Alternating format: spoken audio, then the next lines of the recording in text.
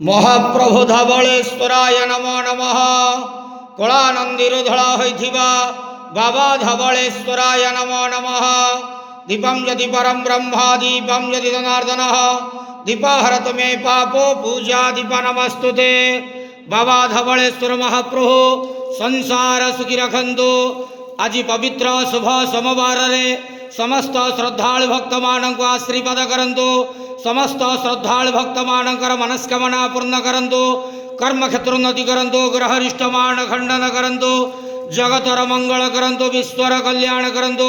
आपणकर नाम प्रकाश करंतु। सेवकर डाक श्रवण करंतु। समस्त गुआवसा भक्त मानकर मनस्कामना पूर्ण करंतु। बाबा धवलेश्वराय नमः।